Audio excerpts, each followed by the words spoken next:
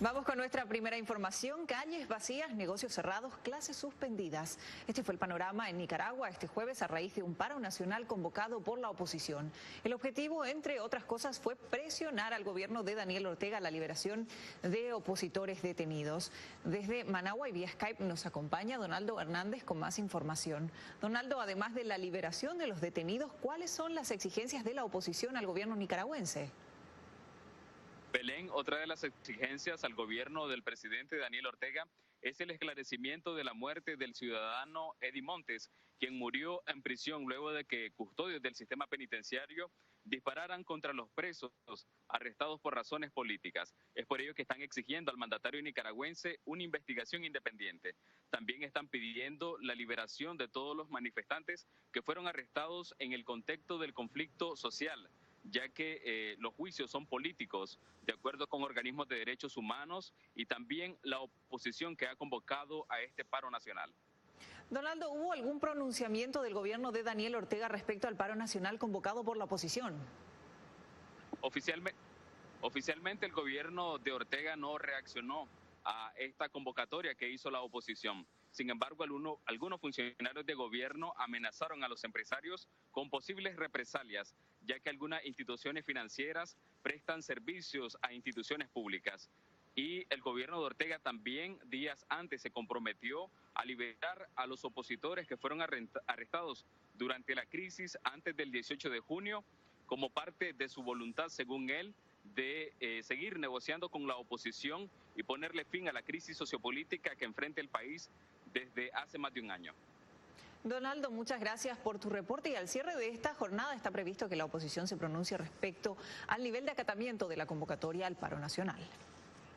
Ser periodista en Nicaragua es una labor desafiante, pero ser periodista y mujer puede ser aún más difícil. A esta conclusión llegaron un grupo de trabajadoras quienes relatan las amenazas, censuras e intimidación a las que se vieron expuestas desde el inicio de la crisis.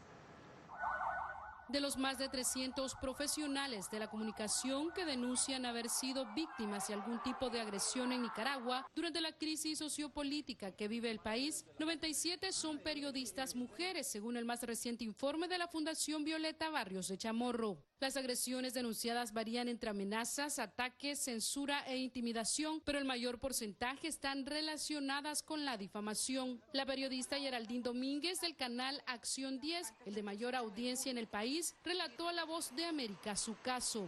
Una foto donde se me difamó mi integridad como mujer, entonces y son simpatizantes sandinistas.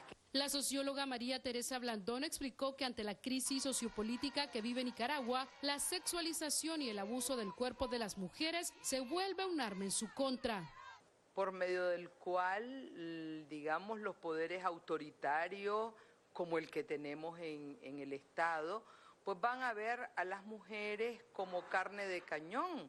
Tirsa Sáenz, directora de la oficialista Radio La Primerísima, considera que no existen diferencias en el trato recibido entre hombres y mujeres. La funcionaria aseguró que, durante la crisis, muchos medios de comunicación se han desviado de su obligación de informar.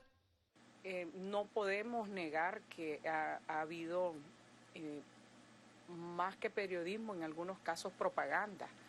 A consecuencia del conflicto social, 25 periodistas mujeres se han visto obligadas a exiliarse, lo que también ha afectado directamente su calidad de vida. Daliano Caña, Voz de América, Nicaragua. La cuarta testigo cooperante en el juicio a Keith Raniere, líder de NXIVM, una secta que reclutaba mujeres como esclavas sexuales, reveló detalles estremecedores. La mujer de origen mexicano estuvo vinculada a la organización por 16 años. Desde Nueva York, Laura Sepúlveda nos amplía.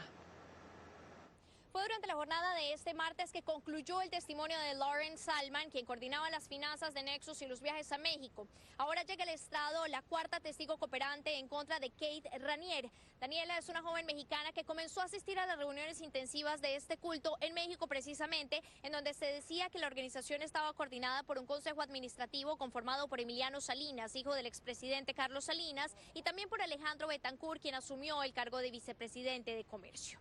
Mientras Daniela integraba dicho grupo en México, Lauren le ofreció la posibilidad de venir a trabajar a las oficinas de Nexus en Nueva York, en Albany. Y aquí fue cuando conoció unos meses después a precisamente Ranier, con quien a sus 18 años comenzó a sostener relaciones sexuales. El día de su cumpleaños se esperaba que comenzaran estas relaciones, pero él comenzó a manipularla psicológicamente y le decía que para que esto sucediera debía perder peso. Y allí fue cuando comenzó a manipularla tanto psicológica como físicamente, y comenzaron todos estos detalles que hoy estamos conociendo en medio del juicio que avanza aquí en la Corte Federal del Distrito Este en la zona de Brooklyn y que se espera pueda avanzar hasta mediados del mes de junio. Laura Sepúlveda, Voz de América, Nueva York. Más adelante, dudas en torno a la muerte de otro menor migrante y nuevas tensiones entre la Casa Blanca y legisladores demócratas.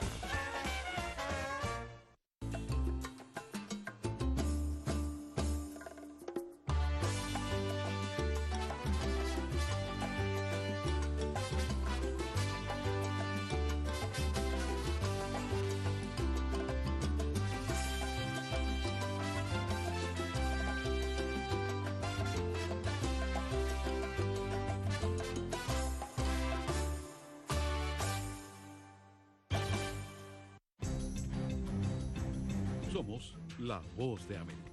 En la isla muy pocos cubanos estaban informados. Necesitamos la liberación de los presos políticos y los estudiantes. Se encuentran en las afueras de la Asamblea Nacional, nadie puede salir. Información balanceada y objetiva. Un promedio de 80 migrantes indocumentados vienen a desayunar a diario. Entérese de lo que sucede en Estados Unidos, América Latina y el mundo en un solo lugar. boanoticias.com.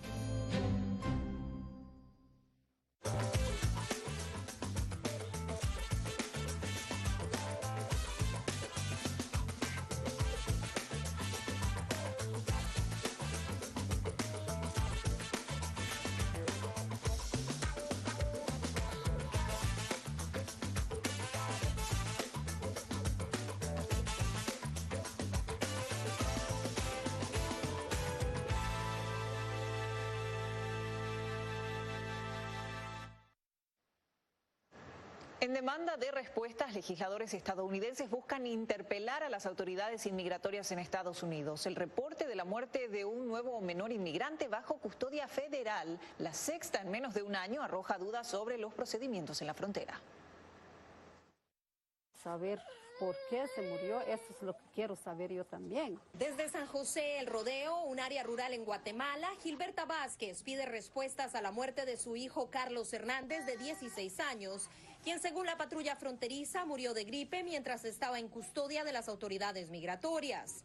Esta situación llevó a la cuarentena del Centro de Procesamiento de McAllen, Texas, donde han llegado un gran número de los inmigrantes irregulares, tal y como explicó durante una audiencia en el Congreso el secretario interino del Departamento de Seguridad Nacional, Kevin McAleenan.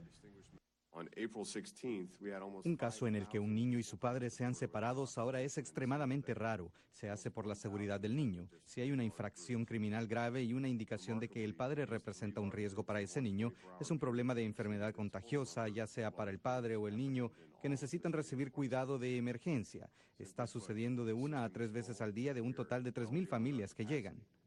6 muertes de menores que estuvieron bajo custodia de las autoridades migratorias han generado cuestionamientos acerca de la atención médica para los niños en la frontera. Esto en especial tras darse a conocer la muerte de una niña salvadoreña de 10 años, según el Departamento de Salud y Servicios Humanos. La menor falleció el 29 de septiembre de 2018 tras complicaciones con una cirugía para tratar un problema cardíaco congénito, después de llegar el 4 de marzo de 2018 a la oficina de reasentamiento de refugiados en San Antonio, Texas. Debemos de hacer nosotros algo comprometidos para evitar esa migración irregular y por supuesto evitar las muertes. Nosotros como consulado hemos invitado a senadores federales, estatales. Celia Mendoza, Voz de América, Nueva York. La aprobación en el Congreso del acuerdo comercial entre Estados Unidos, México y Canadá es una de las prioridades para el gobierno de Donald Trump. Pero con las tensiones entre la Casa Blanca y el Congreso, un acuerdo sobre este punto es incierto. Desde la Casa Blanca nos acompaña Bricio Segovia con más información. Bricio, ¿cuál es el panorama para el avance de las políticas de la administración a partir de las tensiones entre la Casa Blanca y el Congreso? Belén, pues se ve complicado el avance de las negociaciones entre el Congreso y la Casa Blanca de Donald Trump, ya que estas tensiones van en aumento y así ha pasado también en esta jornada. De momento, la estrategia es, por parte del presidente Donald Trump, darle la vuelta a la historia. Ayer aquí en la Casa Blanca se reunió con los líderes demócratas del Congreso, con la líder de la Cámara de Representantes, la presidenta demócrata Nancy Pelosi, y también con el del Senado, Chuck Schumer. Y en esta jornada no solamente les ha puesto apodos que digamos, a ella le dice ahora la loca de Nancy y a él le dice el llorón de Chuck. Apodos que llegan en un momento crítico en las negociaciones de dos cuestiones. Una de ellas es el acuerdo comercial que mantiene Estados Unidos con México y con Canadá y que está pendiente de aprobación en el Congreso, y no olvidemos que necesita votos de los demócratas, y el otro es un plan nacional de infraestructura. La administración y parte de los asesores del presidente Donald Trump salieron a la defensiva del mismo mandatario en esta jornada. Es muy difícil mantener una reunión cuando se acusa al presidente de Estados Unidos de un delito y después, una hora más tarde, se presenta como si nada hubiera pasado. Esa idea es una locura para cualquier persona normal. Y es que Nancy Pelosi, antes de ese encuentro en la jornada de ayer, dijo que Donald Trump estaba encubriendo pruebas en alusión a un presunto delito de obstrucción a la justicia. Eso es lo que ha llevado, dice esta Casa Blanca, a que el presidente llegue a esta situación, y no da dos opciones a los demócratas en el Congreso. Dice que no pueden legislar al mismo tiempo que están investigándolo. Ayer Donald Trump decía que no iba a coordinarse ni a negociar con los demócratas ni a cooperar en legislación impulsada por la oposición hasta que no dejaran de investigarlo. En esta jornada cambia ligeramente su versión él y parte de su administración, diciendo que son los demócratas los que son incapaces de hacer las dos cosas al mismo tiempo. Belén. Bricio, muchas gracias por tu reporte desde la Casa Blanca. Después de meses de negociaciones, Estados Unidos y China no parecen llegar a un acuerdo. Analistas y políticos estiman que el impacto de los aranceles alcanzará a ambas economías, por lo que crece la preocupación entre empresarios de ambos países. Estados Unidos y China se encuentran en medio de discusiones comerciales desde hace meses sin encontrar solución. Las dos economías más grandes del mundo se impusieron recíprocamente masivos aranceles, los cuales preocupan a empresarios de ambos países. Esto no está dirigido a los exportadores en una sola industria en particular. Todo el mundo está enfrentando el problema. Y también los agricultores, que se preparan a enfrentar el posible sexto año consecutivo de pérdidas. Todos estamos apretando nuestros cinturones. El presidente Trump afirmó que la guerra arancelaria con China no afectará a los ciudadanos, pero analistas de ambos países afirman que Estados Unidos podría sufrir más el impacto, especialmente a lo largo plazo. Según nuestros cálculos, la participación de las empresas chinas en el costo total del producto causado por las tarifas es solo el 10%, mientras que para Estados Unidos representa el 90% o incluso más. Siguen negociando libremente con el resto del mundo en su mayor parte, y las acciones agresivas del presidente Trump han aislado en cierto modo a Estados Unidos de muchos de sus aliados que de lo contrario podrían aumentar la presión sobre China. Larry Kudlow, asesor económico principal de la Casa Blanca, admitió que los importadores estadounidenses y no China pagarán los aranceles sobre los productos chinos importados. Sin embargo, dijo que la presión sobre Beijing es necesaria porque los chinos se retractaron de algunos de los compromisos que habían hecho anteriormente. Estados Unidos quiere asegurarse de que Beijing cumpla con esos compromisos y les dé carácter de ley. Jacopo Luzzi, Voz de América, Washington. Después de la pausa, reacciones tras amenazas a diputados venezolanos opositores y las implicancias de una eventual acción militar en Venezuela.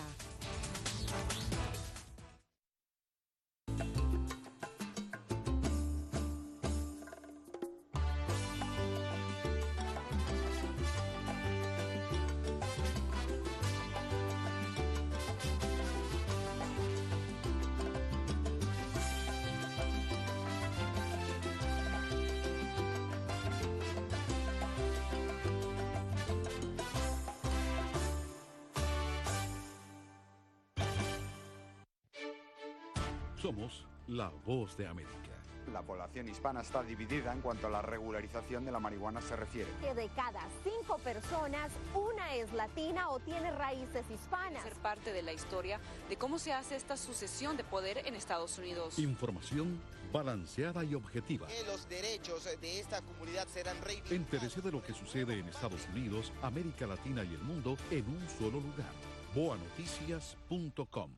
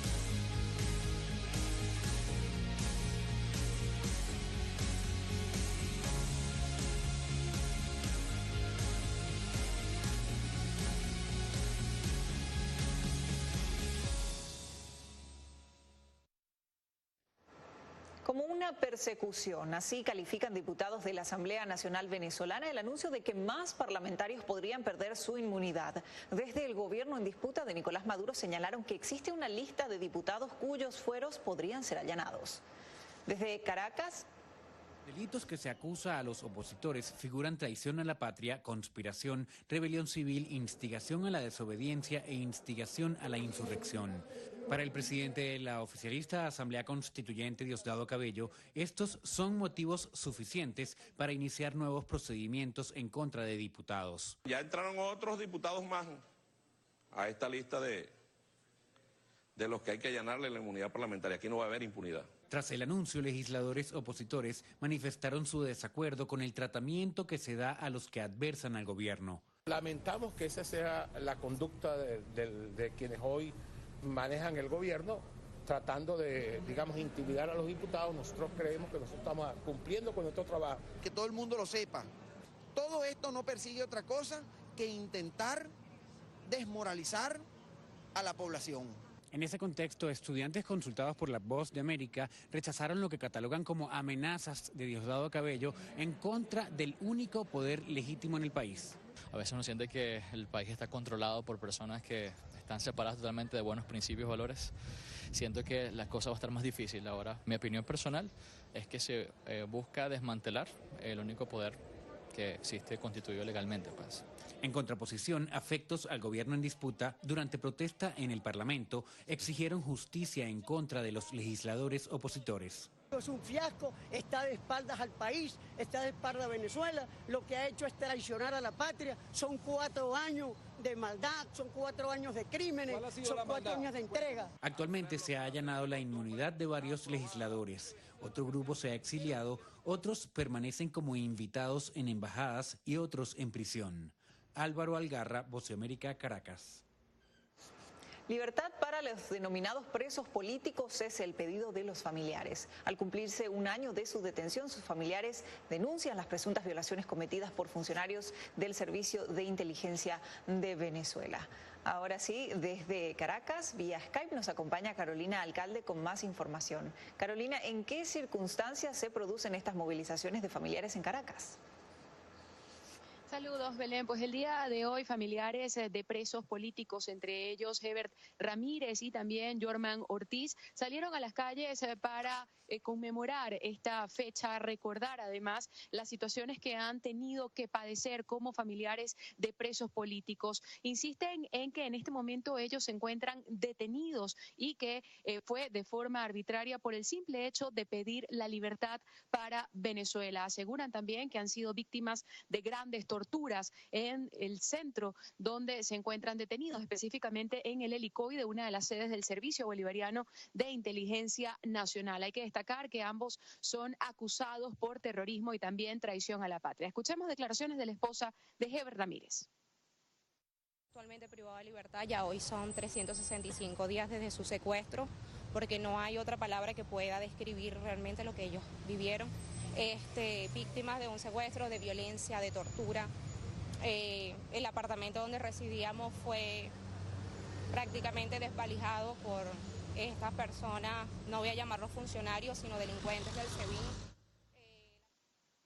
Aseguran que es muy complicado explicarle a sus hijos menores de edad la situación tan compleja por la que están viviendo sus familiares. Insisten en que van a estar permanentemente luchando en las calles hasta lograr recuperar la libertad de todos los presos políticos en el país. Belén. Carolina, muchas gracias por tu reporte. Estaremos atentos al desarrollo de los acontecimientos en Venezuela. Más voces se suman a la idea de que una intervención militar de Estados Unidos en Venezuela sería perjudicial. El expresidente de Costa Rica, Luis Guillermo Solís, explicó por qué la idea de todas las opciones sobre la mesa podría resultar favorable a los intereses de Nicolás Maduro. La alternativa militar extranjera en Venezuela, liderada por Estados Unidos, que nunca ha sido confirmada por Washington, va perdiendo posibilidad poco a poco. Al menos, esta es la apreciación de Luis Guillermo Solís, expresidente de Costa Rica, quien considera que la situación de esa nación sudamericana debe ser resuelta desde adentro por los venezolanos. Yo creo que sería peor una intervención que, para empezar, destruiría la coalición que se ha armado. No debía esperar Venezuela una intervención militar de los Estados Unidos. Solís es también profesor de la Universidad Internacional de Florida y su opinión coincide con el debate desarrollado en la Conferencia de Seguridad Hemisférica en Miami, a la que asistió Craig Fowler, jefe del Comando Sur de Estados Unidos. El catedrático centroamericano cuestiona el uso continuo de los términos "todas las opciones están sobre la mesa". Y que utilizar ese recurso, el de amenazar y amenazar y amenazar, y no concretar esas amenazas, lo que hace es que desgasta a la oposición venezolana, genera expectativas en la gente que no se van a cumplir y al mismo tiempo termina por fortalecer al propio régimen, que se ríe de quienes siguen hablando de esa opción. El exmandatario apuesta por la vía diplomática y económica para continuar con el acorralamiento internacional. Solís ejerció la presidencia de Costa Rica entre 2014 y 2018. José Pernalete, Voz de América, Miami. En instantes, explorando los misterios del universo y tecnología de reconocimiento facial aplicada a la banca.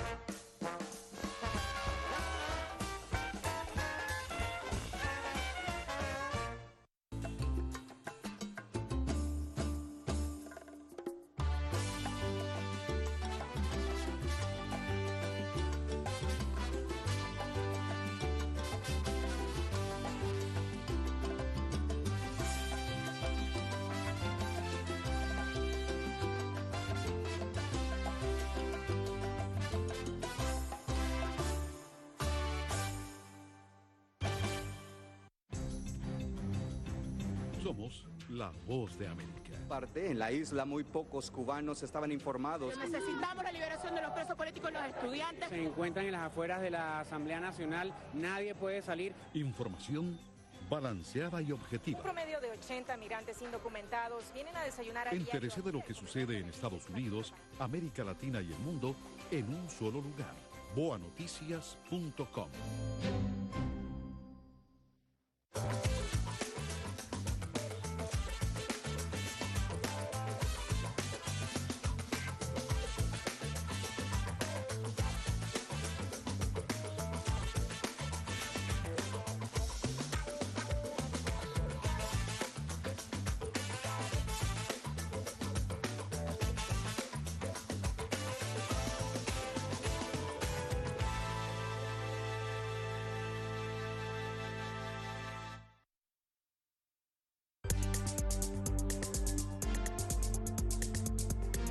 Tras 17 años en una prisión federal, John Walker Lind, el estadounidense detenido en Afganistán, fue liberado este jueves.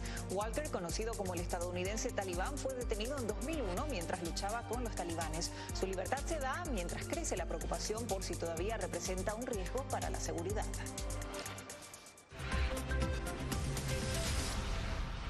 Los astrónomos están viendo más lejos y más claramente el cosmos. Esto es posible gracias a la vinculación de telescopios. El Very Large Array en Nuevo México es una muestra de ello.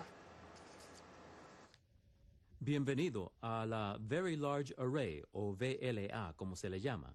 Es un complejo de 27 antenas masivas en Nuevo México, todas apuntando al cielo.